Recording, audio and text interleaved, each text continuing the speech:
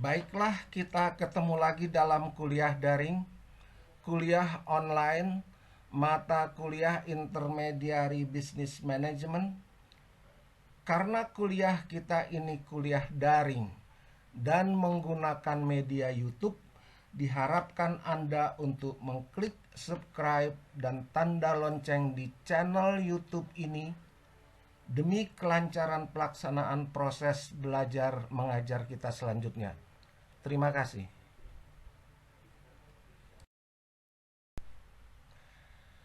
Mata kuliah Intermediary Business Management, kuliah kedua, Disruption. Era disrupsi. Dewasa ini zaman sudah semakin berkembang. Zaman di mana daya saing serta tantangan menjadi lebih tinggi dari sebelumnya. Era ini disebut juga dengan era disrupsi. Menurut Kamus Besar Bahasa Indonesia, disrupsi adalah hal yang tercabut dari akarnya.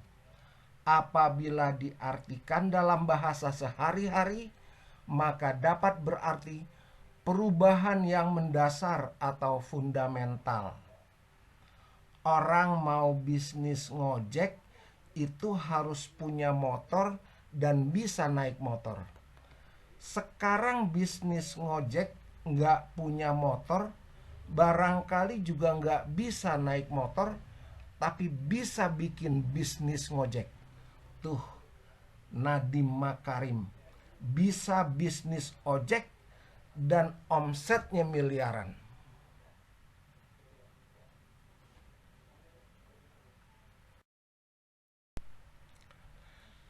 Disrupsi dan inovasi. Disruption terjadi di setiap bidang kehidupan, bidang ekonomi, sosial, budaya, hukum, pendidikan, kesehatan, dan pemerintahan. Pada dasarnya disruption adalah inovasi yang akan menggantikan seluruh sistem lama atau orang lama incumbent dengan cara-cara baru atau orang-orang baru atau startup. Disrupsi berpotensi menggantikan pemain-pemain lama dengan pemain-pemain baru. Sistem lama dengan sistem baru. Yang paling terasa adalah perubahan segalanya dari dunia nyata ke dunia maya. Disruptive mindset. Disrupsi bisa dilihat sebagai sesuatu yang positif karena merupakan sebuah inovasi yang dinamis dan serba efisien, efektif, dan serba canggih. Jadi mulai sekarang kita harus sepakat dengan disruptive mindset. Kalau perekonomian masih tumbuh sementara bisnis yang digeluti mengalami kemunduran, itu pertanda ada lawan-lawan baru yang tak terlihat. Inilah juga dunia keperantaraan, dunia intermediary bisnis. Disrupsi menggusur bisnis besar. Bisnis kecil yang inovatif bisa menggusur bisnis besar yang sudah berdiri tahunan, bahkan puluhan tahun yang lalu. Contohnya, ponsel yang sangat terkenal 10 tahun lalu yaitu Nokia, yang begitu ngetren di masyarakat. Dengan adanya smartphone atau Android, maka habislah perusahaan yang telah mendunia ini.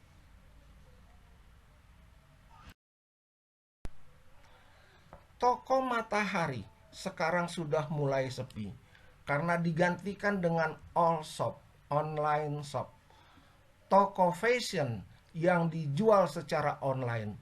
Mereka cukup mempromosikan baju mereka di media sosial dengan biaya promosi yang super murah, lalu siap mengantarkan sampai ke tempat tujuan.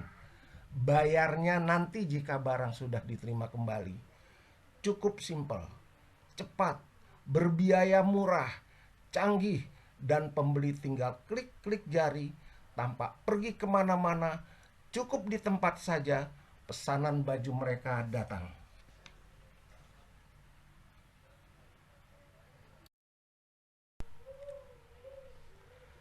Layanan online shop lainnya. Layanan kini berkembang tidak hanya fashion, namun makanan, angkutan, buku bacaan, kendaraan, barang rumah tangga pun bisa dibeli secara online. Hemat dan simple. Bahkan hal yang tidak mungkin, nanti tukang sayur yang keliling komplek bawa mesin gesek kartu dan transaksinya tidak lagi dengan cash tapi dengan kartu, apakah itu kartu ATM atau kartu kredit. Inilah perubahan. 5 hal penting dalam disruption. Menurut Guru Besar Fakultas Ekonomi dan Bisnis Universitas Indonesia Renal Kasali, ada 5 hal penting dalam disruption. 1. Disruption akan berakibat penghematan banyak biaya melalui proses bisnis yang menjadi lebih simpel. Karena kebutuhan manusia yang dibutuhkan sekarang ini cukup dengan order lewat aplikasi di smartphone, maka segala kebutuhan akan tersedia dengan cepat. Semua ada di jari, makanya peliharalah jari. Mau makan enak pakai jari, mau pergi jalan-jalan pakai jari, mau naik pesawat pakai jari. Tinggal pencet handphone dengan jari, semua dapat terjadi. Peliharalah jari.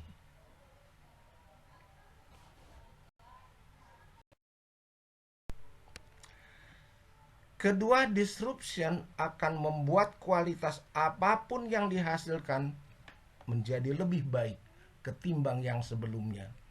Kualitas dari segi produk dan pelayanan.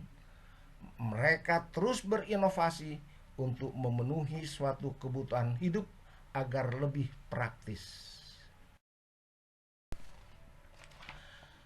3. Disruption berpotensi menciptakan pasar baru atau membuat mereka yang selama ini tereksklusif menjadi terinklusif, membuat pasar yang selama ini tertutup menjadi terbuka. Sekelompok perusahaan baru seperti Gojek misalnya, mereka memiliki komunitas supir sepeda motor atau mobil yang terhubung secara online 24 jam. Jadi kapanpun kita butuh berpergian, cukup panggil Gojek atau Grab yang siap mengantar kita dengan jari. Keempat, disruption akan menghasilkan produk atau jasa yang jauh lebih mudah diakses atau dijangkau oleh para penggunanya. Karena sudah modern, maka dalam melayani customer menggunakan aplikasi lewat smartphone. Jadi siapapun jika memiliki smartphone, maka dengan mudah bisa mengakses informasi. 5. Disruption membuat segala sesuatu kini menjadi serba smart, lebih pintar, lebih menghemat waktu, dan lebih akurat.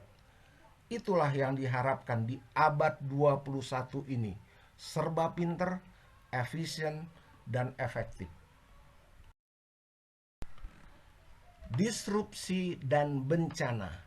Mereka mengubah model hubungan ekonomi. Some people don't like change, but you need to embrace change if the alternative is disaster. Beberapa orang tidak menyukai perubahan, tetapi Anda harus menerima perubahan jika pilihannya adalah bencana.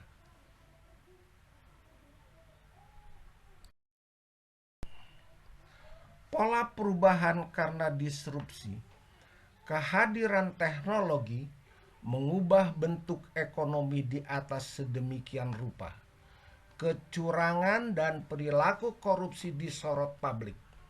Perizinan yang berbelit-belit ditentang. Kepemilikan tanah oleh segelintir orang dipertanyakan.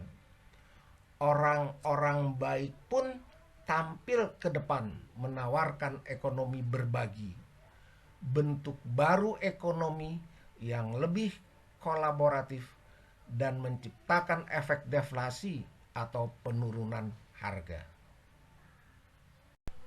Kita perlu memahami dengan jernih apa yang sebenarnya terjadi dan paham teori dan teknologi yang membuat sektor yang kita tangani terdisrupsi dan dapat berdamai dengan perubahan. Ciptakan cara baru dalam kehidupan abad ke-21 ini. Saatnya move on jika tidak ingin punah. Disruption dan kajian ekonomi. Teori disrupsi ini muncul dari kajian ekonomi yang berawal dari kesulitan ekonomi global saat menghadapi krisis. Menurut Renal Kasali, krisis yang datang bertubi-tubi telah menyulitkan banyak orang. Krisis semakin sering menghampiri dan jarak krisis satu dengan krisis lainnya semakin pendek. Waktu untuk memulihkan diri menjadi semakin lama karena krisis telah tersebar secara bertahap. Krisis ekonomi Asia 1997 sudah merobek-robek perekonomian Indonesia pada tahun 1998. Tetapi kita baru pemulihan ekonomi pada tahun 2006. Pada tahun itulah kita mulai menyaksikan perusahaan-perusahaan Indonesia melakukan investasi kembali, merekrut tenaga kerja baru, dan melakukan ekspansi. Namun begitu proses itu dimulai, 2 tahun kemudian, tahun 2008, Amerika mengalami krisis yang sangat berat, yaitu subprime mortgage crisis. Kita di Asia pun terkena dampaknya. Subprime mortgage crisis yang terjadi di Amerika pada 2008 dimulainya dari ambruknya bank investasi tertua dan terbesar di Amerika, yaitu Lehman Brothers Bank. Pada waktu sebelumnya, Lehman Brothers Bank memutuskan meminjam uang kepada Federal Reserve, di sini Bank Indonesia, dalam jumlah yang sangat besar untuk pembiayaan bisnis properti, namun gagal, menyebabkan harga rumah berjatuhan secara drastis. Perubahan harga properti, anggapan rumah sebagai investasi yang tidak akan pernah turun, dipatahkan dengan adanya krisis tersebut. Krisis ini menjadikan hempasan finansial secara makro pada perekonomian Amerika pada saat itu. Lalu kenapa krisis seperti itu bisa terjadi pada negara yang kita kenal sebagai negara yang sudah maju? Dampak subprime mortgage crisis di Eropa dan Asia. Dampaknya terjadi di mana-mana, termasuk di Eropa. Krisis mata uang terjadi di Yunani, Italia, Portugal, Spanyol, dan Prancis di tahun 2011. Membuat ekonomi Cina melambat pada 2013. Dan perekonomian Asia terganggu kembali dan terancam resesi. Belum lagi masalah ini selesai, terjadi tragedi Brexit 2016 yang kembali mengancam kestabilan mata uang, lapangan pekerjaan, dan perdagangan dunia. Eropa dan Amerika Serikat semakin protektif. Brexit adalah Britannian exit, yaitu negara Inggris keluar dari Uni Eropa dan membawa dampak dalam dunia perdagangan dan politik. Krisis berkepanjangan. Krisis yang datang susul menyusul tentunya menimbulkan dorongan-dorongan perubahan. Masyarakat dan para pelaku ekonomi mencari pegangan baru, PHK, ekonomi biaya tinggi, spekulasi, dan idle ekonomi terjadi di mana-mana. Harga-harga semakin mahal. Harga energi pada tahun-tahun itu begitu tinggi. Begitu pula harga aneka komoditas, perumahan, jasa-jasa penginapan, serta keuangan, transportasi, farmasi, dan sebagainya. Munculnya usaha-usaha baru. Perlahan-lahan anak-anak muda merevolusi, mencari cara untuk mendisrupsi segala jenis produk dan jasa, serta membuatnya lebih murah. Kesimpulan Renal Kasali mengenai ini adalah apa yang dilakukan kaum muda ini sesuai dengan saran Christensen, dan bermuncullah usaha-usaha baru, startup.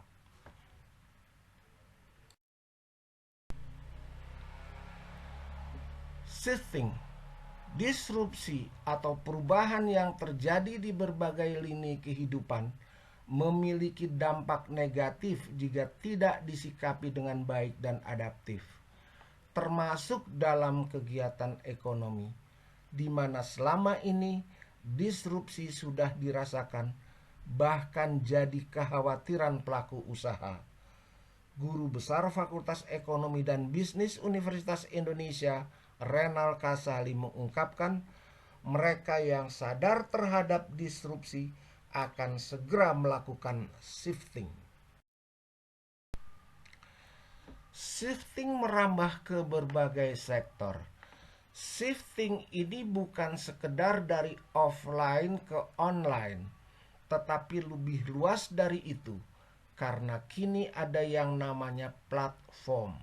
Saya khawatir pembicaraan kita tentang tutupnya toko-toko itu menjadi pikiran banyak orang bahwa shifting itu dari offline ke online, dari taksi konvensional ke taksi online. Padahal shifting terjadi secara menyeluruh dan luas. Renal Kasali menjelaskan, shifting terjadi juga di sektor kehidupan lain seperti pendidikan, layanan keuangan, dan politik. Mensikapi shifting dengan platform. Contohnya sekolah-sekolah terkenal di dunia kini telah menawarkan jasa mereka via online dengan hanya menjual elemen-elemen tertentu sesuai permintaan konsumen. Sama dengan fintech. Kalau bank menjual lengkap, fintech hanya menjual remittance dan pengiriman uang. Beberapa perusahaan yang sadar akan disrupsi mulai melakukan shifting dengan memanfaatkan teknologi terbaru yang tidak lepas dari platform.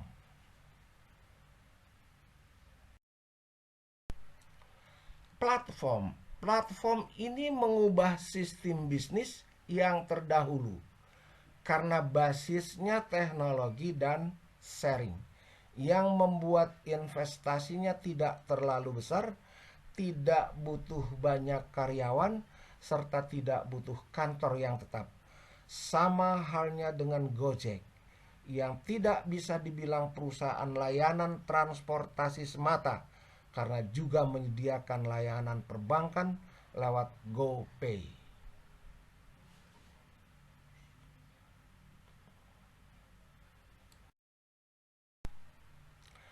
Bahkan bisa dipakai membeli makanan hingga berkirim barang dan jasa lainnya. Dengan memperbaharui sudut pandang dan pemikiran tersebut, perusahaan bisa melihat lebih luas tantangan serta peluang ke depan. Renal Kasali mengingatkan, sikap terbuka merupakan kunci utama karena generasi yang lama kerap bersikap abai, bahkan menyalahkan turunnya daya beli sebagai penyebab lesunya usaha mereka ketimbang memahami disrupsi dan melakukannya. Demikianlah kuliah kedua kita pada hari ini untuk mata kuliah Intermediary Business Management. Akan kita lanjutkan nanti pada kuliah-kuliah berikutnya. Semoga bermanfaat untuk kita semua. Sekian dan terima kasih. Kalau Anda suka, Anda senang, jangan lupa untuk klik subscribe, klik tanda lonceng, dan share. Sekali lagi, terima kasih.